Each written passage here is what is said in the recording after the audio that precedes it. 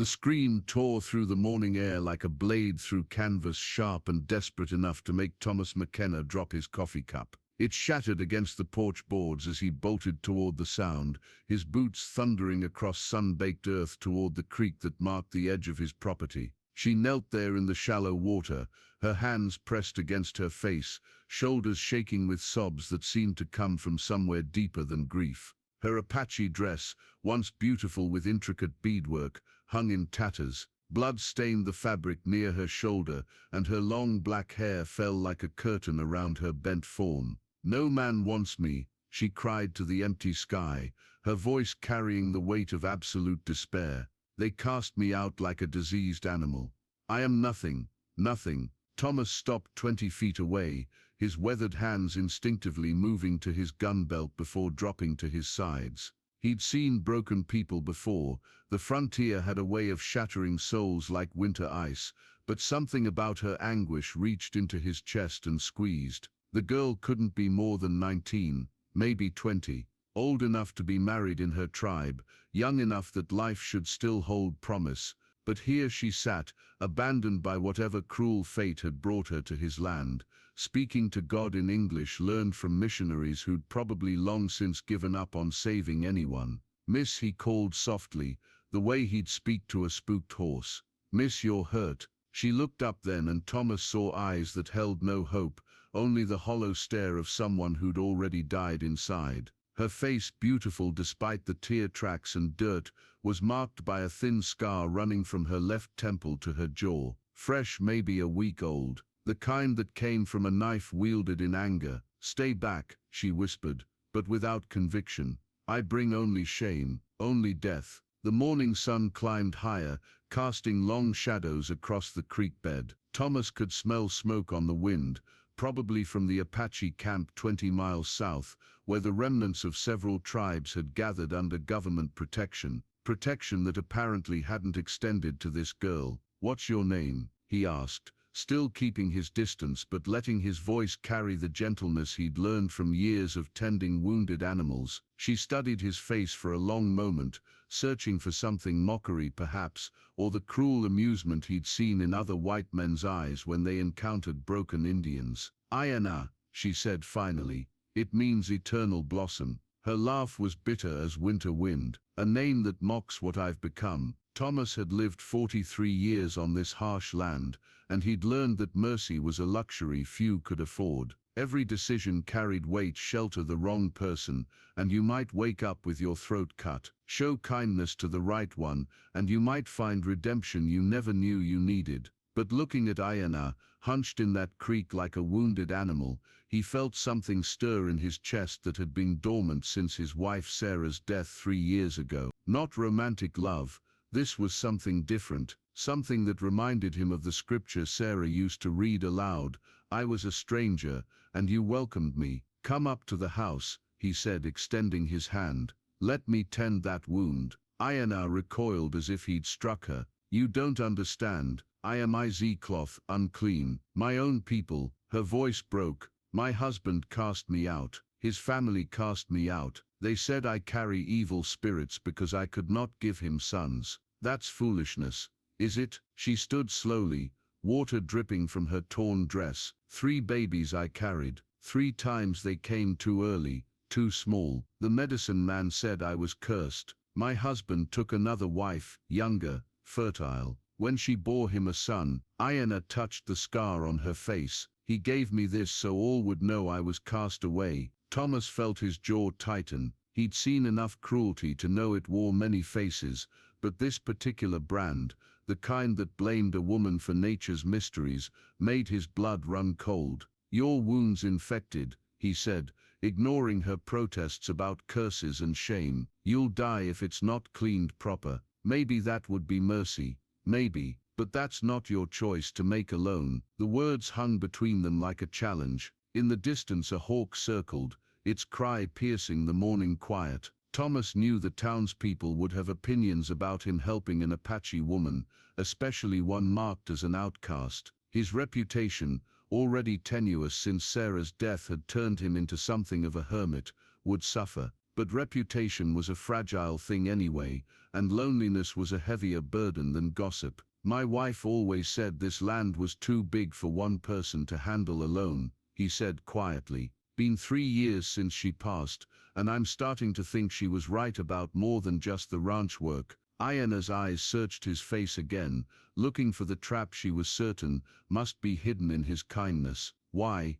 She whispered. Why would you help me? Before Thomas could answer, the sound of approaching horses rumbled across the prairie like distant thunder, multiple riders, coming fast, and from the south, the direction of the Apache settlement. The dust cloud rose against the horizon like a brown stain, spreading across blue fabric. Thomas counted at least 6 riders, maybe more, their horses lathered with sweat and foam. They rode with the desperate urgency of men chasing something they couldn't afford to lose. They come for me, Iana breathed, backing deeper into the creek until the water reached her knees. I knew they would not let me simply disappear. Thomas squinted against the morning glare, making out the lead rider, a young Apache brave with a red cloth tied around his arm, marking him as a tribal enforcer. Behind him rode a mix of Apache warriors and what looked like 2 white men in cavalry uniforms, an unusual alliance that spoke of serious business. What did you do?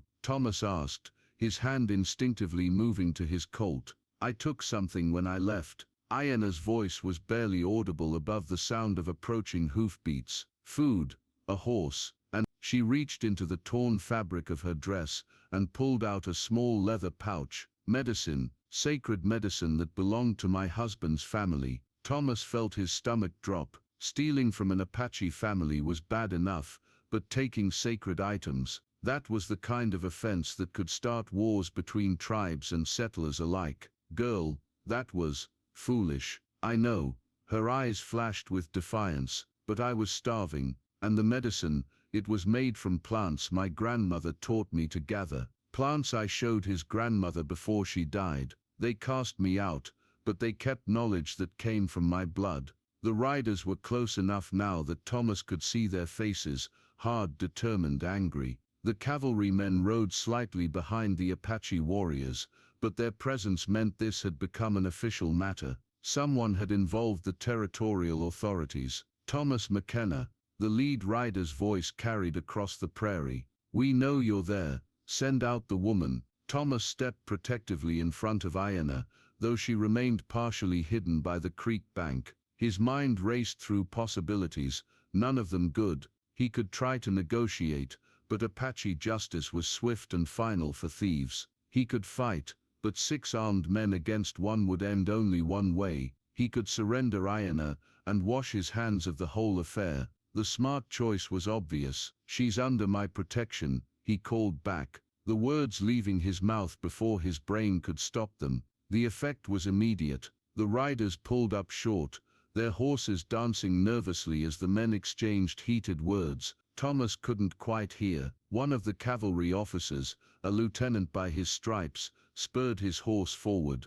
McKenna, this woman is a thief and a fugitive. Harbor her, and you'll face federal charges. Show me the warrant. Thomas replied, his voice steady despite the thundering of his heart. Behind him, Iana whispered something in Apache that sounded like a prayer, or maybe a curse. The morning sun climbed higher, and sweat began to bead on Thomas's forehead as he stared down 6 armed men with nothing but his own stubborn sense of right and wrong. You have 10 minutes to think about this, McKenna, the lieutenant called out. Then we're coming in whether you cooperate or not. As the riders pulled back to confer, Thomas turned to find Iana watching him with an expression he couldn't quite read. Wonder, gratitude, fear, maybe all 3 tangled together like tumbleweeds in a storm. Why? She asked again, but this time the question carried different weight. You could die for me, a woman you don't even know. Thomas looked at her, really looked, and saw past the torn dress and the scar and the desperation. He saw someone who'd been dealt cruelty by life and had responded by taking what she needed to survive. It wasn't noble maybe, but it was human. My Sarah, he said slowly, she lost 3 babies too. Doctor in town said it was nobody's fault, just one of those things that happen. But Sarah blamed herself something fierce, said she wasn't woman enough, wasn't strong enough. He paused, remembering the weight of his wife's grief. If someone had told her she was cursed, she might have believed it. Ayana's eyes widened slightly. She died in sadness. She died in winter. Fever took her quick, but the sadness that had been eating at her for years. Thomas knelt beside the creek, his boots sinking into the muddy bank. Point is, ain't no woman deserves to carry that kind of blame alone. For the first time since he'd found her, Ayana's face softened. She reached into her dress again and pulled out something else, not the medicine pouch, but a small piece of carved wood. A horse, Thomas realized, no bigger than his thumb, worn smooth by countless hands. My father made this for me when I was small, she said, offering it to him. Before the soldiers came, before everything changed, he said it would carry me to safety when I needed it most. Thomas took the carving, feeling its weight, negligible in his palm, but heavy with meaning. Reckon it brought you here. Maybe, she studied his face, or maybe it brought you to me. The sound of horses moving closer interrupted them. The lieutenant was approaching alone, his hand resting on his saber hilt in a gesture that was half threat, half negotiation. McKenna, be reasonable. This woman stole from her own people. That medicine she took, it was meant for sick children. You want their deaths on your conscience. Thomas felt the air leave his lungs. He looked at Ayana, who closed her eyes as if she'd been struck. It's true, she whispered, but they were my children too, once. Before I was cast out, before I became nothing. The lieutenant pressed his advantage. She's a thief and an outcast. Help us bring her in, and there'll be no charges against you. Hell, the territorial governor might even thank you for it. Thomas stood slowly, the carved horse still warm in his palm. Around them the morning stretched toward noon, and somewhere in the distance, a meadowlark sang its liquid song, beautiful and perfect and completely indifferent to human suffering. Lieutenant, Thomas said finally, I believe you mentioned something about children needing medicine. What happened next would be talked about in saloons and around campfires for years to come. Thomas McKenna, the grieving widower who'd barely spoken to another soul since his wife's death, made an offer that shocked everyone present. The medicine belongs to the tribe, he said, his voice carrying across the prairie morning. But the woman stays with me, and in exchange, he paused, letting the weight of his words settle. I'll donate cattle to the Apache settlement, enough beef to feed those children through winter. The lieutenant's eyebrows shot up. McKenna, that's 40 head. Thomas continued, prime stock, worth more than whatever medicine she took. Behind the lieutenant the Apache warriors spoke in rapid heated tones. The lead brave, the one with the red cloth, finally rode forward. You would do this for her? He asked in heavily accented English. For one who brings shame, I'd do it for anyone, Thomas replied, though his eyes remained on Ayana, but especially for someone who's been judged too harshly for sorrows she couldn't control. Ayana stepped forward then, water streaming from her torn dress, and held out the medicine pouch. I took it in anger, she said, her voice stronger now. That was wrong, but I am not sorry for wanting to live. The brave studied her for a long moment, then looked at Thomas. Something passed between the two men, an understanding that transcended language and culture. The weight of making difficult choices in an unforgiving world. The cattle, the brave said finally. When? Soon as I can get them together. Week, maybe 10 days. The lieutenant started to protest, but the brave raised his hand. This is Apache business now. We accept his offer. As the riders turned to leave, the brave called back one final time. Her name. It is no longer Ayana. That girl is dead. What do you call her now? Thomas looked at the woman beside him, scarred but not broken, cast out but not without worth. I reckon that's up to her. She was quiet for a long moment, watching the dust settle as the riders disappeared. Then she turned to him with eyes that held something they hadn't before. Hope. Sarah, she said softly. I would like to be called Sarah, if that brings you no pain. Thomas felt something tight in his chest loosen for the first time in 3 years. I think my Sarah would have liked that fine. Years later, when travelers stopped at the McKenna Ranch, they would meet a quiet Apache woman who tended the most beautiful garden in 3 counties. She grew corn and beans in the traditional way, but also roses and lavender that reminded her adopted husband of his first wife. Children from both the town and the Apache settlement would come to learn her stories and sample her cooking.